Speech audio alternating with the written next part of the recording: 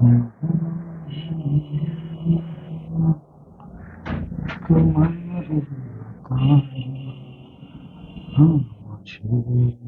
मुझे बस मुझे चाहती हो। हेलो दोस्तों, स्वागत है आपका अपने YouTube चैनल राही क्लासेस पे। तो कैसे हैं आप सब लोग? आशा करते हैं आप सब लोग बहुत अच्छे होंगे। तो यहाँ पर हम आ चुके हैं। हमारा जो है आज का हमारा जो पार्ट होने वाला है भाई, हमारा जो है आर्ट आज का पार्ट 23 है। ये हमारा आज का पार्ट 23 होने वाला है। और अभी तक जो है हमने पार्ट 22 तक कंप्लीट कर लिया है। और पूरे पार्ट 22 में हमने जो है आपको ये बताया है कि आपको जो है मैथ कैसे हल करनी है और आपको विज्ञान कैसे हल करनी है। उसके साथ साथ हिंदी है। ठीक, अभी सामाजिक विज्ञान की क्लासेस नहीं आई हैं और वो भी जल्दी से तैयार हो रही हैं आपकी क्लासेस, जल्दी वो भी आने वाली हैं। लेकिन उसके साथ साथ हम यहाँ पर बाकी सब सब्जेक्ट कवर कर रहे हैं और जल्दी ही हम सामाजिक विज्ञान की भी तैयारी करेंगे। यहाँ पे हमारा जो है आज का पार्ट नंबर 23 है। और जैसा कि आप देख पा रहे हैं कि हिंदी मोस्ट इंपॉर्टेंट क्वेश्चन, ठीक, यहाँ पर जो है आपको हिंदी के टॉप 20, ठीक, टॉप 20 क्वेश्चन मिलने वाले हैं, जो कि आपके एग्जाम में, आपके यूपी बोर्ड के एग्जाम में बिल्कुल सेम टू सेम वही डिक्टो क्वेश्चन आपके पेपर में आ जाएंगे। ठीक, तो ये चीज ध्यान रखिए, टॉप 20 क्वेश्चन है। जो 20 अति महत्वपूर्ण क्वेश्चन आपके लिए हो सकते हैं, वो आपके लिए पार्ट नंबर 23 में रखे गए हैं। और यहाँ पर जो है आपको पार्ट नंबर 23 हल करने का एक तरीका दूसरा है। ठीक, जैसे हम बता रहे हैं वैसे आपको पार्ट नंबर 23 करना है, तो उससे जो है आपका डबल फायदा होने वाला है। ये एक प्रकार का आपका टेस्ट हो जाएगा और उसके साथ साथ आपका पार्ट टेस्ट भी क्लियर हो जाएगा। यहाँ पर थोड़ा सा एक बात और जान लें कि जिन्होंने भैया अभी तक नोट्स नहीं बनाई है, ठीक, तो 1 बाय 1 पार्टों की अपनी नोट्स बनाते हुए चलें, क्योंकि इन नोट्स का जो फायदा है आपको आपके यूपी बोर्ड 2024 के एग्जाम में होने वाला है।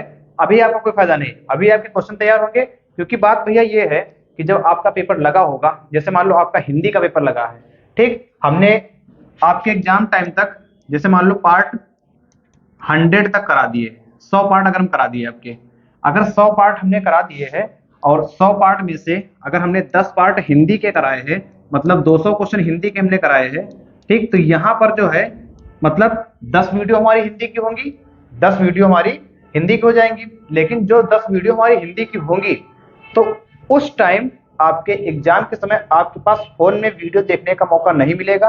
ठीक, तो उसके लिए आपको क्या करना है भैया कि नोट्स बनाते रहें।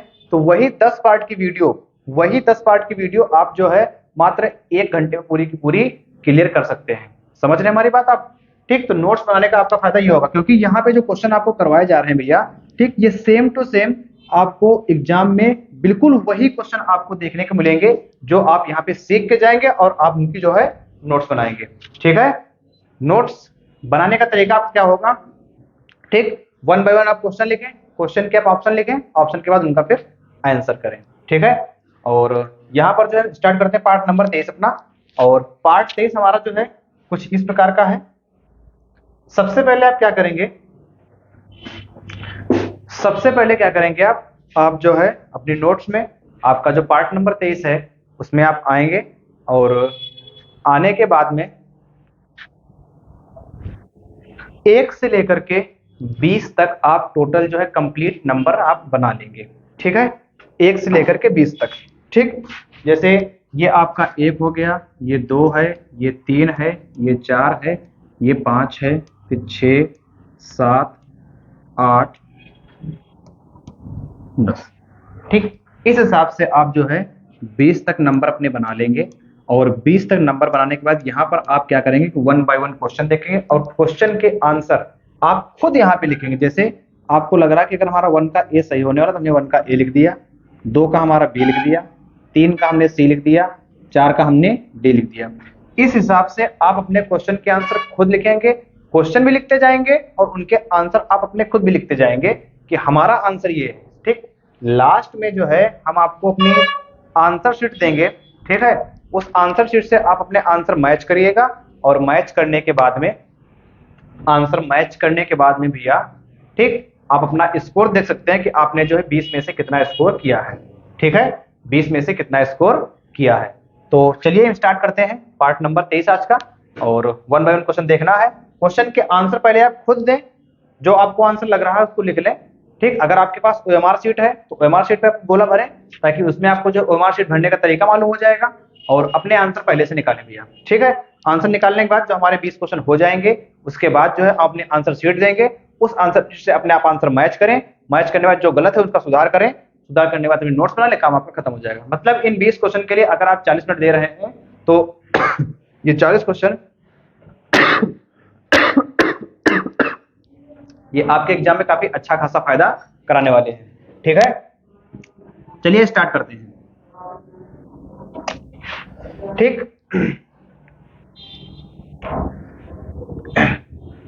आज का हमारा ये पहला क्वेश्चन है कि आचार्य रामचंद्र शुक्ल किस युग के लेखक हैं। आचार्य रामचंद्र शुक्ल किस युग के लेखक हैं? शुक्ल युग के हैं, द्विवेदी युग के हैं, शुक्लोत्तर युग के हैं, भारतीय युग के। आपका जो भी आंसर हो आप जो लिख दीजिएगा। अगर आपको लगता है कि 1 का हमारा ए है तो आप 1 का ए लिख दें, 1 का बी है तो आप 1 का बी लिख दें, 1 का सी है तो आप 1 का सी लिख दें, और अगर 1 का डी है तो 1 का डी लिख दें। ठीक, इस हिसाब से अपने आंसर जो है लिखते जाएं वन बाय वन। ठीक, बाद में आपको आंसर शीट देंगे, और अगर आपकी इच्छा है तो साथ में ही आप क्वेश्चन भी नोट करते जाएं, साथ में ही आप क्वेश्चन भी नोट करते जाएं और उनके ऑप्शन भी, ताकि आपको दोबारा नोट्स ना बनाना पड़े। ठीक, थोड़ा सा टाइम लगेगा लेकिन आपके 20 क्वेश्चन काफी अच्छे से तैयार हो जाएंगे। ठीक है, चलते हैं इसके बाद अगले क्वेश्चन पे। आपका जो आंसर हो आप टिक करिएगा। अगला जो क्वेश्चन है हमारा, कह रहे हैं भैया कि गबन की विधा है। गबन नाटक है, एकांकी है, उपन्यास है, कहानी है। आपको जो आंसर लगता हो आप उसमें जो है 2 का जो भी आंसर लगता हो उसमें टिक करिएगा। ठीक है, चलिए 3 पे आते हैं। जो 3 नंबर आपका क्वेश्चन है, कंकाल के लेखक हैं। कंकाल के लेखक हैं मुंशी प्रेमचंद, जयशंकर प्रसाद, निराला और रामचंद्र शुक्ल। रामचंद्र शुक्ल। ठीक है, इसके बाद क्वेश्चन नंबर 4 हमारा होगा भैया, कलम का सिपाही कृति है। किसकी कृति है? धर्मवीर की है, अज्ञेय की है, और जैनेन्द्र की है, और अमृत राय की है। ठीक, जो भी आपका आंसर हो आप तुरंत जो है इसको लिखिएगा। लास्ट में हम आंसर शीट आपको देंगे तो वहां से आप अपने आंसर की जांच कर सकते हैं। ठीक, आगे क्वेश्चन नंबर 5 पे चलते हैं भाई। क्वेश्चन नंबर 5 हमारा ये है कि शुक्ल युग की समयावधि है 1900 ईस्वी से 1918 तक, 1919 से 1938 तक, 1936 ईस्वी से 1943 तक, और 1850 ईस्वी से 1900 तक। ठीक, जो आपको आंसर लग रहा हो आप अपना आंसर दीजिएगा। ठीक है, इसके बाद क्वेश्चन नंबर 6, साकेत रचना है। मोस्ट इंपॉर्टेंट क्वेश्चन है आपका साकेत। साकेत रचना है महादेवी वर्मा की, सुमित्रानंदन पंत की, जयशंकर प्रसाद की, और मैथिली शरण गुप्त की। ठीक, ये आपको आंसर देना है। क्वेश्चन नंबर 7, महादेवी वर्मा कवयित्री हैं। महादेवी वर्मा प्रगतिवाद युग की, द्विवेदी युग की, छायावाद युग की, और प्रयोगवाद युग की। ठीक, यहाँ पे की है भाई, यहाँ पे की है। ठीक है, आगे ये क्वेश्चन है आपका, गंगा लहरी। गंगा लहरी रचना है पद्माकर की, बिहारी की, भूषण की, और मतीराम की। ठीक, जो भी आपको आंसर लगता हो उसको आप जो है अपना आंसर तुरंत जो है लिखिएगा, और लिखने के बाद अभी आंसर शीट हम जारी करेंगे। ठीक, तो उसमें जो है ध्यान दें कि आपके कितने सही हैं कितने गलत हैं। ठीक है, आगे आधुनिक काल की समय सीमा। आधुनिक काल की समय सीमा है 1919 से 1938 तक, 1936 ईस्वी से 1943 ईस्वी तक, 1918 ईस्वी से 1950 ईस्वी तक, और 1843 ईस्वी से अब तक। ठीक है, इसके बाद आगे महादेवी वर्मा की रचना नहीं है निहार, सांध्य, युगांत और दीप शिखा। ठीक है, युगांत और दीप शिखा। 10 क्वेश्चन हो गए। 11वें पर चलते हैं भाई। कह रहे हैं कि हास्य रस का स्थायी भाव होता है रति, हास, निर्वेद, विस्मय। ठीक है, आगे पीपर पात सरिस मंडोला पंक्ति में अलंकार है, रूपक है, उपमा है, उत्प्रेक्षा है, या फिर अनुप्रास है। कौन सा है? अनुप्रास। आगे देखना, आगे कह रहे हैं कि सोरठा छंद में चरण होते हैं कितने चरण होते हैं? 4 होते हैं, 2 होते हैं, 3 होता है और 1। जो आपको लगता हो अपना आंसर दीजिएगा भाई। ठीक है, आगे क्वेश्चन नंबर 14। उपदेश शब्द में प्रयुक्त उपसर्ग है। ठीक, उ है, आ है, उप है, अन है। ठीक है, आगे क्वेश्चन कह रहे हैं कि त्वयि किस विभक्ति और वचन का रूप है? द्वितीय एकवचन, तृतीय बहुवचन, चतुर्थी बहुवचन, सप्तमी एकवचन। ठीक है, ये सब भैया आपके क्वेश्चन ऐसे हैं जो आपके एग्जाम में सीधे डायरेक्ट आने वाले हैं। ठीक है, आगे हानि लाभ में समास बताना है। द्वंद्व समास, कर्मधारय समास, द्विगु समास, बहुब्रीहि समास। ठीक है, बहुब्रीहि समास। आगे क्वेश्चन नंबर 17 पे कह रहे हैं कि मछली का पर्यायवाची बताइए। मछली, द्विज, मीन, रसना, मूढ़। ठीक, आगे रचना के आधार पर वाक्य के भेद हैं। 2 हैं, 3 हैं, 4 हैं, 5 हैं। ठीक है, और 19 नंबर क्वेश्चन हमारा जो होगा, कह रहे हैं कि वाच्य के विषय में कौन सी बात सही नहीं है? कृतवाच्य में अकर्मक सकर्मक दोनों क्रियाओं का प्रयोग होता है। कर्मवाच्य में क्रिया सदैव सकर्मक होती है। भाववाच्य की क्रिया अकर्मक अन्य पुरुष पुल्लिंग एक वचन होती है। वाच्य कभी परिवर्तित नहीं होता है। ठीक, अच्छा क्वेश्चन है ये, थोड़ा समझिएगा इसको और समझने के बाद अपना आंसर जो है डालिएगा। 20 नंबर जो कि हमारा लास्ट क्वेश्चन है कि अचानक वर्षा होने लगी रेखांकित पद का परिचय है। ठीक, कालवाचक क्रिया विशेषण होने लगी क्रिया की विशेषता, रीतवाचक क्रिया विशेषण होने लगी क्रिया की विशेषता, स्थानवाचक क्रिया विशेषण होने लगी क्रिया की विशेषता और परिमाणवाचक क्रिया विशेषण होने लगी क्रिया की विशेषता। ठीक, तो ये थे भैया आपके 20 क्वेश्चन और इन 20 क्वेश्चन तक हम उम्मीद आपसे ये करते हैं कि आपने जो है इन क्वेश्चनों को अच्छे से आप कर लिए होंगे और इनके जो है आंसर आप अच्छे से लिख लिए होंगे। ठीक, आंसर लिखने के बाद आपको क्या करना है? पहली बात तो आप ये जान लें कि आपको कोई भी क्वेश्चन छोड़ना नहीं है। जो आपको समझ में आ रहा है उसका जो है आप आंसर लिखें, चाहे आपको ए लग रहा हो, चाहे बी लग रहा हो, सी लग रहा हो, चाहे डी लग रहा हो। क्योंकि यहाँ पर क्या है कि आप एग्जाम में नहीं बैठे, यहाँ पर आप सीख रहे हैं। जब आप गलती करेंगे तभी जो है आपके सुधरने के चांस ज्यादा होंगे। ठीक, क्योंकि आपको एहसास होगा कि हमने कहाँ पे गलती करी है। ठीक, अगर आप उस क्वेश्चन को किए ही नहीं है, छोड़ दिए ऐसे ही, तो आप जो है अपनी गलतियों का सुधार नहीं कर रहे हैं। ठीक, तो क्वेश्चन आपको 20 के 20 ही करने हैं, सारे करने, छोड़ना कोई भी नहीं है। ठीक, यहाँ पर सारे क्वेश्चन करने का आपके पास कॉन्फिडेंस आएगा और क्वेश्चन करने के साथ साथ आप जब एग्जाम हॉल में बैठेंगे तो वहां पर भी आपसे क्वेश्चन कोई ना कोई छूटेगा नहीं।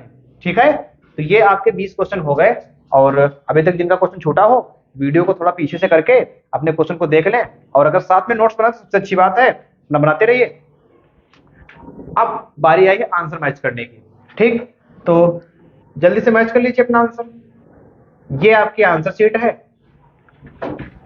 पहले का पहला, दूसरे का तीसरा, तीसरे का दूसरा, चौथे का चौथा, पांचवें का दूसरा, छठे का चौथा, सातवें का दूसरा, आठवें का पहला, नौवें का चौथा, 10वें का तीसरा, 11वें का दूसरा, 12वें का दूसरा, 13वें का पहला, 14वें का तीसरा, 15वें का चौथा, 16वें का पहला, 17वें का दूसरा, 18वें का दूसरा, 19 का चौथा और 20 का दूसरा।